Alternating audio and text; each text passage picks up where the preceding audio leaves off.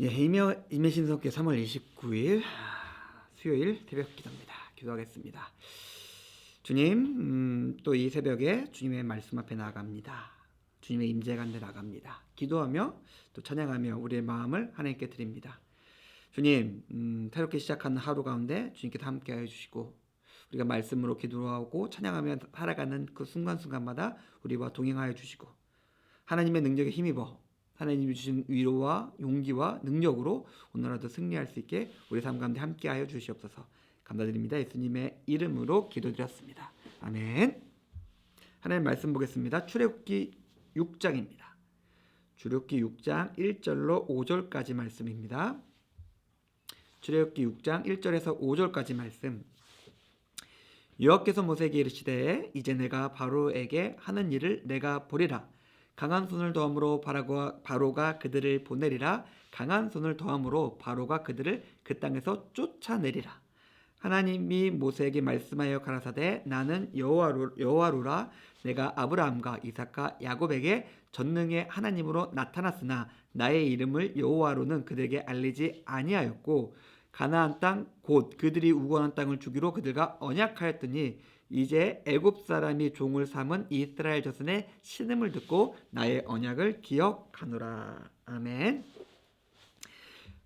이스라엘과 바로 하나님의 명령과 바로의 고집 사이에 이제 대결이 시작됩니다. 이제 뭐 우리가 잘 아는 그 드라마틱한 이야기가 이제 곧 펼쳐지는데 이제 어떻게 보면 진짜 영적인 대결, 능력 대결이 시작하는 데 앞서서 하나님께서 딱 자기를 설명해 주고 계시죠. 자, 내가 하는 거 너한테 보여줄게. 잠깐만 기다려.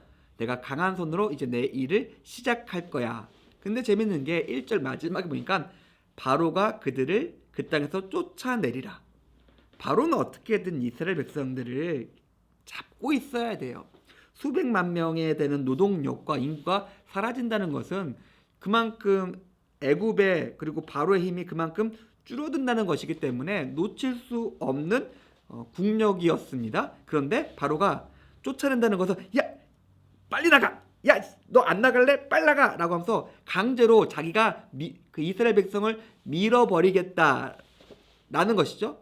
그 둘 사이엔 차이가 있습니다. 바로가 애지중지는 아닐지 몰라도 어떻게든 자기 밑으로 두고 싶어하고 자기가 꼭 안으려고 하는 이스라엘 백성과 하나님 그 바로가 지겨워 징그러 하면서 팍 하고 밀어내는 모습 사이에 너무나 큰 차이가 있죠. 그리고 그 중간에 그것이 가능하게 만드는 이유가 바로 하나님의 강한 손입니다.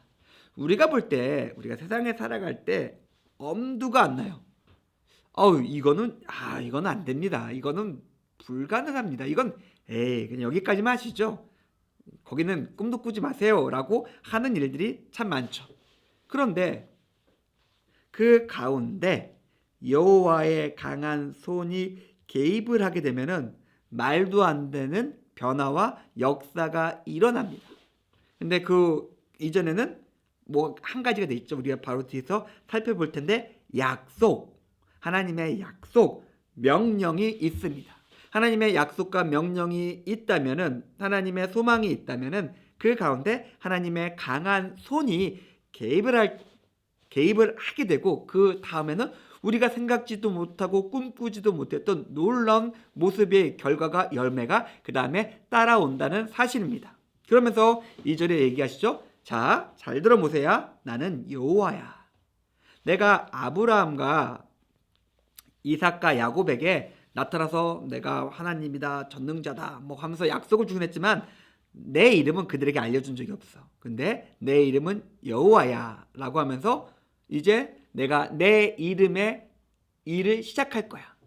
그 사람의 이름에는 어떻게 보면 그 사람의 정체가 담겨져 있습니다. 물론 우리가 가진 이름들은 우리 엄마 아빠의 소망이 담겨져 있죠. 저는 은혜 은자에 믿을 신자를 쓰고 있는데 은혜로운 믿음. 그래서 뭐 그 이름대로 걸맞게 살아가고 있는지 모르겠지만은 분명히 제 이름에는 저의 아버지 목사님의 간절한 얘가 정말 은혜로운 믿음을 가지고 살았으면 좋겠다라는 소망이 담겨 있는 것이죠. 근데 하나님은 자기 이름에 어떠한 소망이 담겨져 있지 않아요. 그냥 이게 나야. 전능한 하나님이야. 약속을 이루는 하나님이야. 이전에 하나님이 그냥 하나님이시지 뭐 그렇다면 이제는 그 하나님이 어떤 하나님인지 자기의 정체성 속에서 알려주십니다. 이름을 통해서 알려주십니다. 전능한 하나님이야. 강하신 하나님이야. 약속을 주시고 그것을 반드시 지키시는 하나님이야. 자기 백성을 돌보시는 하나님이야. 이제 그 일을 이루신다는 겁니다. 조금 이 말씀을 우리 삶과 우리 마음과 우리 신앙에 적용해 볼까요? 나에게는 나의 하나님의 이름이 있어야 돼요.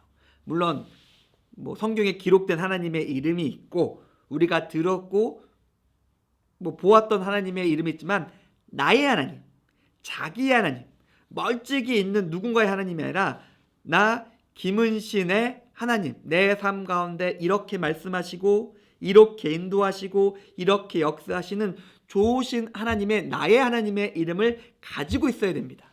나와 함께 하시며 나의 삶 가운데 역사하시는 하나님의 이름을 이렇게 갖고 있어야 합니다. 그게 하나님이세요. 그래야 나의 하나님이 됩니다. 그 하나님은 4절에 보니까 우리가 앞에서 살펴본 것처럼 약속을 주셨어요. 하나님의 약속은 당연히 너무나 당연한 말이지만 반드시 이루어지고 성취됩니다. 그런데 차이가 있죠. 내가 되게 갈급해요. 내가 굉장히 필요해요. 내가 굉장히 빨리 이렇게 되었으면 좋겠어요. 그런데 하나님은 나의 마음의 그 성마름과 갈급함과 상관없이 이러세요. 그냥 하나님의 시간에 나 힘들어 죽겠는데 그저 하나님의 시간에 그 약속은 이루어집니다. 그런데 오늘 본문에서 그리고 우리가 쭉 살펴본 말씀에서 보겠지만은 반드시 이루어집니다. 그리고 그것은 우리에게 가장 선하고 아름다운 열매가 됩니다. 전능하신 하나님은 약속을 주시고 약속을 이루시는 하나님이라는 것들을 우리가 기억했으면 좋겠습니다. 마지막으로 5절에 보니까 왜 하나님께서 지금 이렇게 일하시는지, 왜 하나님의 약속이 이스라엘 백성이 바라고 원하고 좋을 때가 아니라 왜 지금 이 시간 모세를 통해서 말씀하시고 이루어 주신지가 5절에 나옵니다. 이스라엘 자손의 신음을 듣고 나의 언약을 기억하노라. 아니 신음이 주문 같은 거여서 비밀의 패스워드 같은 거여서 그것이 딱 틀어지면은 하나님의 역사, 그런 게 아니죠. 중요한 것은 신음 가운데 그들이 여호와를 찾았고 하나님께서 응답하신 것입니다. 조금만 길게 설명해 볼게요. 하나님은 종종 자기의 백성에게 어려운 시간을 주십니다. 왜요? 오늘 본문의 말씀처럼 그 시간이 되어야만 진정으로 하나님을 부르고 하나님을 찾기 때문에 그렇습니다. 이스라엘 역사를 살펴보면 이스라엘 역사 가운데 하나님께 예배 잘 드렸어요. 예배도 드리고 제사도 드리고 하나님의 이름도 불렀어요. 근데 그것이 하나님이 원하시는 여호와를 찾는 소리일까요? 여호와를 찾는 외침일까요? 그냥 종교적인 언어였을 뿐이에요. 그냥 오롯이 하나님만 바라보며 하나님만 의지하는 그 온전한 마음으로 하나님을 찾아야 되는데, 하나님의 백성은 그래야만 되는데 그들은 그러지 않았죠. 지금 이스라엘의 신음 가운데 외침은 제가 너무나 좋아하는 마태복음 5장 3절 말씀처럼 마음이 가난한 자, 하나님을 가지고 천국을 가지는 자의 모습이었습니다. 그때 하나님은 자기의 약속을 이루실 수가 있어요. 왜요? 그 사람은 그제서야 하나님의 나라를 가진 자, 하나님 나라 백성이 되기 때문에 그렇습니다. 사랑하는 성도님들, 우리는 어떻게 살아가고 있을까요? 가장 좋은 것은 신음하지 않고 매맞지 않고 납작 엎드려서 겸손하고 가난한 마음으로 하나님을 찾는 것이겠죠.